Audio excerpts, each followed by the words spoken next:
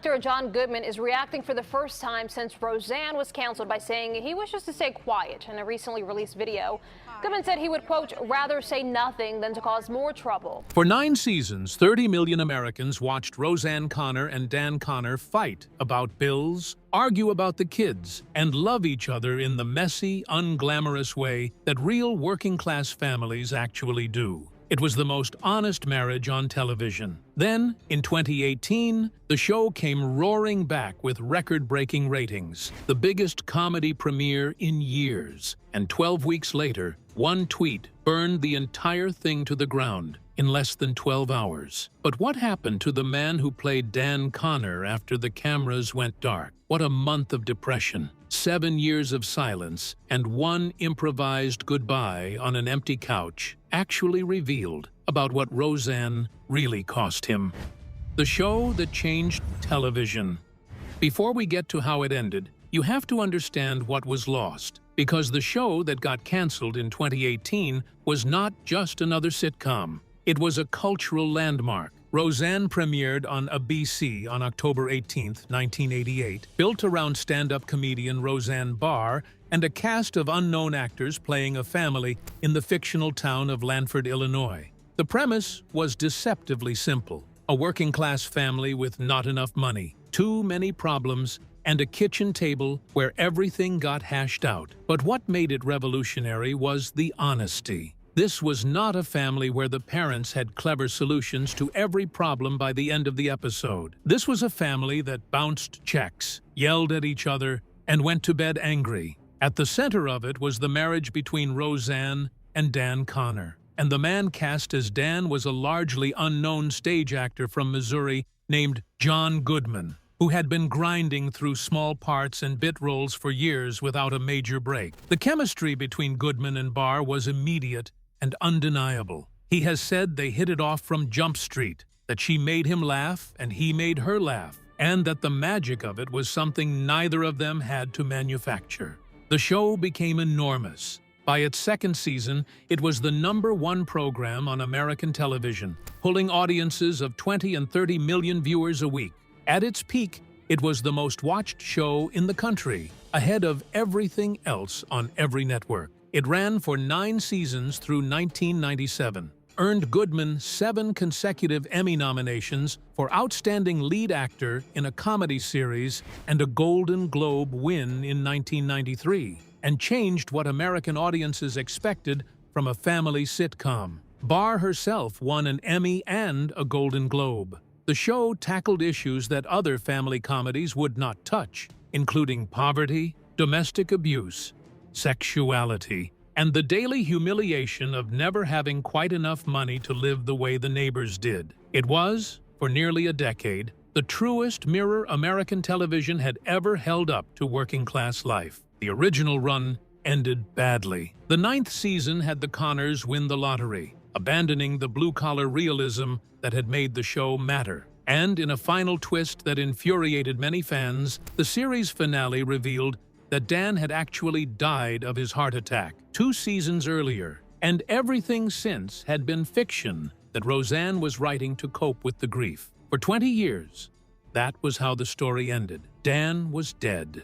Roseanne was alone, and the show lived on only in reruns. Then, in 2018, ABC brought it all back. The biggest comeback on television.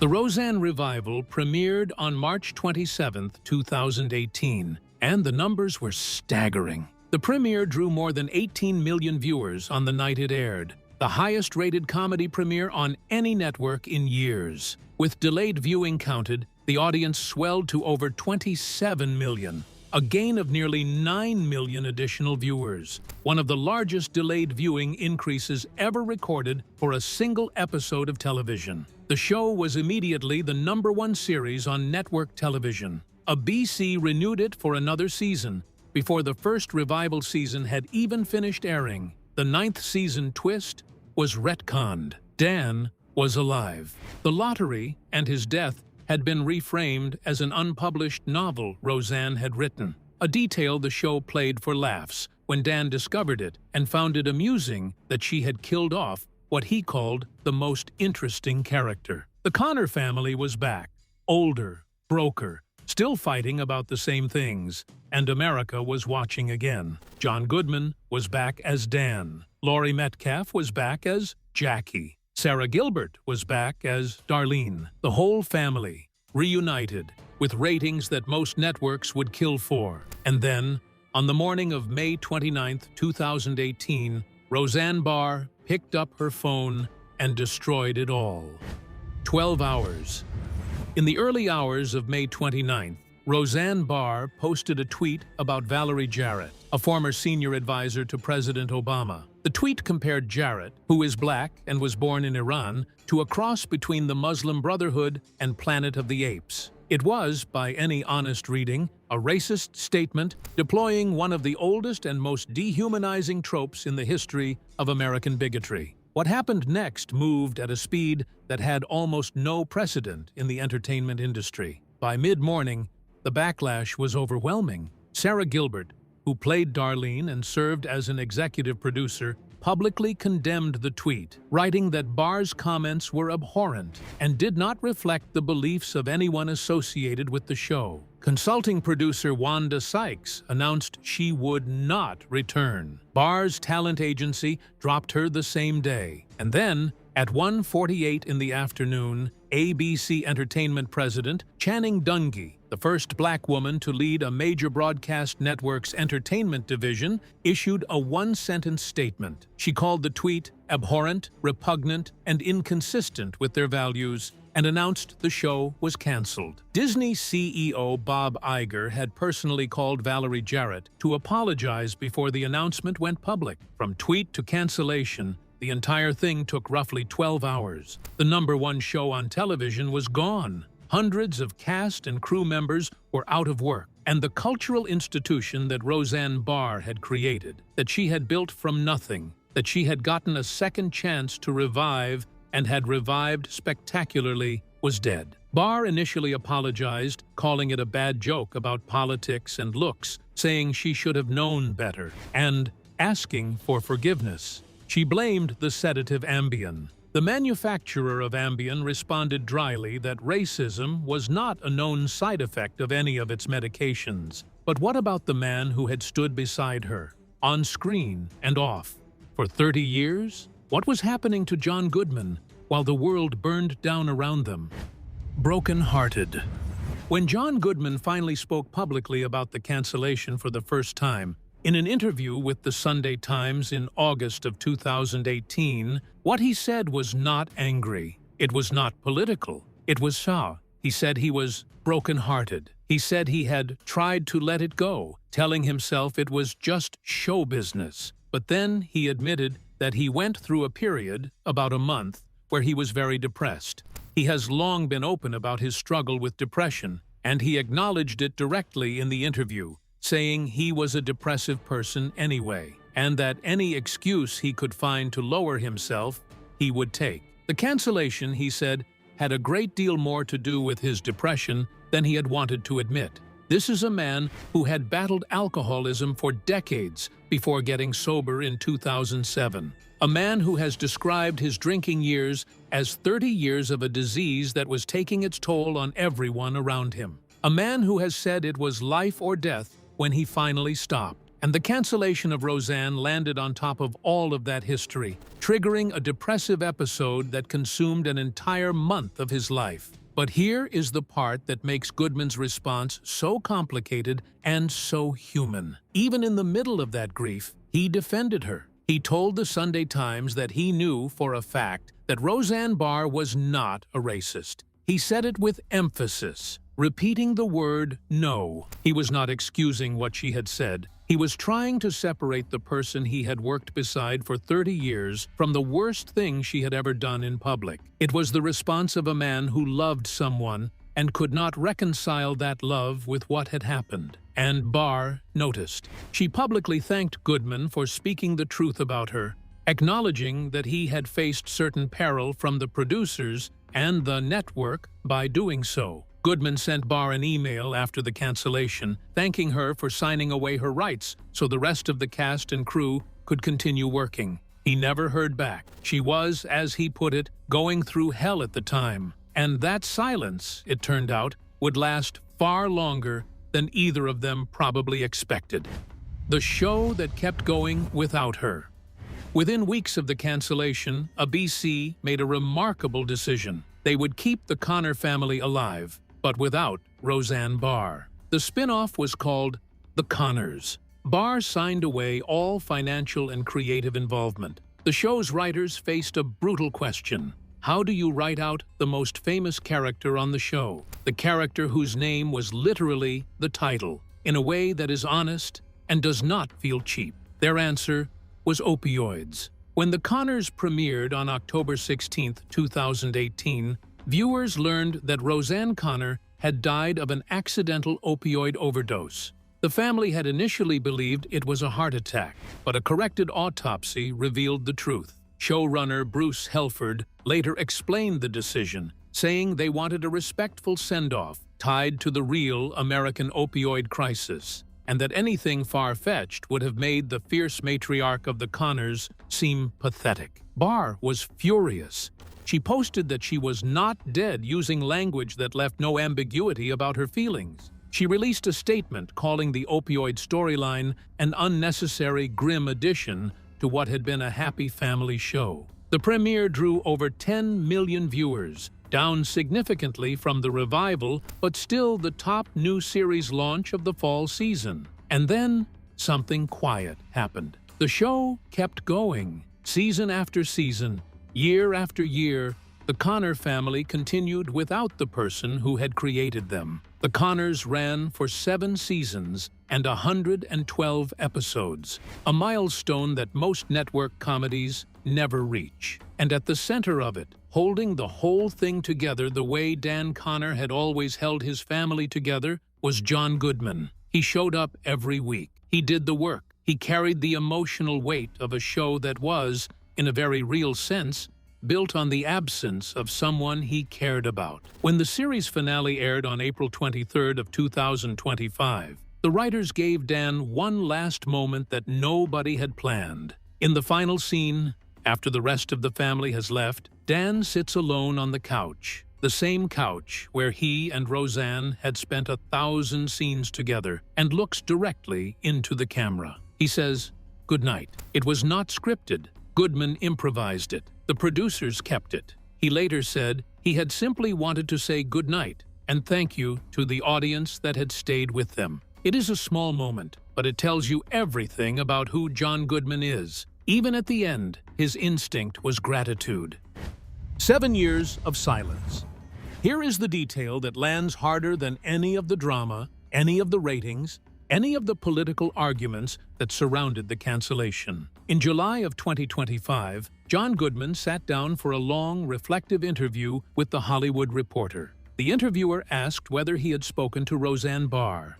His answer was quiet and direct. He said no. He said he rather doubted she wanted to talk to him. And then he said they had not talked for about 7 or 8 years. 7 or 8 years. The two people whose on-screen marriage had defined an era of American television, who had made each other laugh from the very first read-through, who had built something that mattered to tens of millions of people, had not spoken in nearly a decade. But Goodman did not say it with anger. He said it with the tone of a man who had accepted something he could not change. And in the same interview, he talked about the early days with a warmth that made the silence even sadder. He said they had hit it off from Jump Street. He said she made him laugh, and he made her laugh. He said it was so much fun. He said they used to get 20, 30 million viewers, and that it was a special time. When Variety had asked him about Barr in 2023, before the show ended, he had been even more direct about his feelings.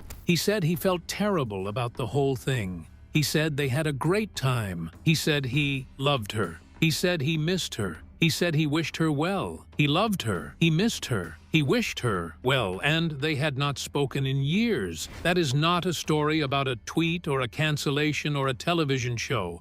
That is a story about two people who shared something extraordinary and lost it in a way that neither of them fully chose. Two roads after Roseanne.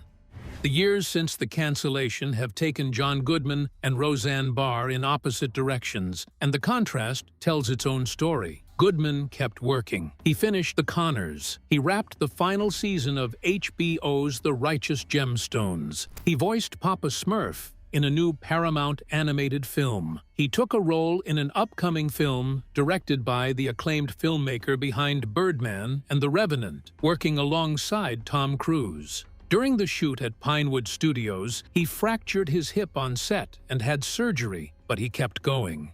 He lost his Pacific Palisades home in the January 2025 wildfires and relocated to Charleston, South Carolina.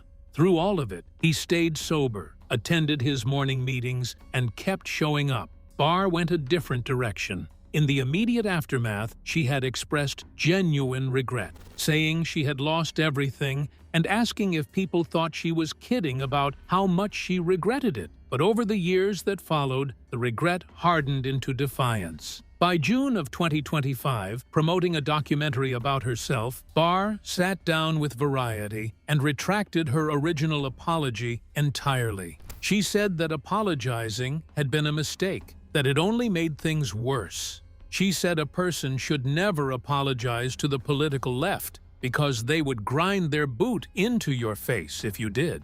Of the original tweet, she said she believed God had told her to do what she did, and that it had been a kind of nuclear bomb. She also said, flatly, that she was not friends with any of her former castmates. She said they were all in the past. She said they did not talk. But then, in the same breath, she added that she had pleasant memories of the fun they had and wished them all the best. It is a jarring thing to read alongside what Goodman said in his Hollywood Reporter interview just weeks later. He said he loved her and missed her. She said they were all in the past. He said he wished her well. She said she wished them all the best. Two people saying almost the same words from what feel like entirely different planets. And somewhere underneath all the politics and the public statements and the years of silence, there is still the simple fact that two people who were once very close to each other are not close anymore, and that neither of them seems to know how to fix it.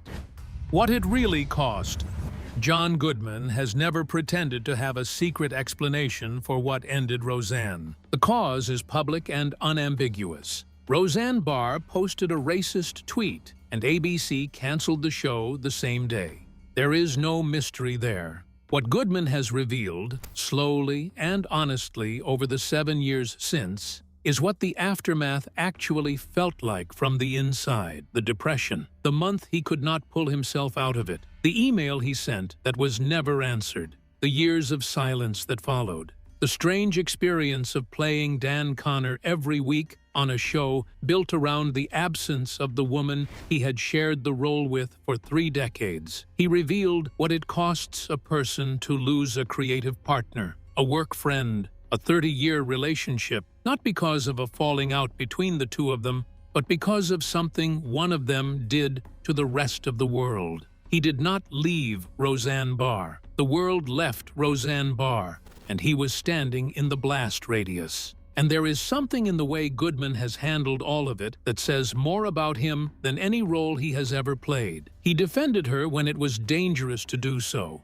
He acknowledged the pain without wallowing in it. He kept working. He stayed sober. He improvised a quiet goodbye on an empty couch and said thank you to the audience. He said he loved her and missed her, years after the rest of the industry had decided she was unsalvageable. Roseanne did not end because of creative differences, or bad ratings, or a network losing faith. It ended because one person made one choice on one morning, and the consequences were immediate, total, and permanent. What John Goodman revealed is not the reason it ended. What he revealed is the weight of carrying that ending, year after year, with the kind of grace that most people never manage. The couch is empty now, the show is over. And two people who once made 30 million Americans laugh together every Tuesday night have not spoken in nearly a decade. That is what really ended Roseanne, not the tweet, the silence that came after.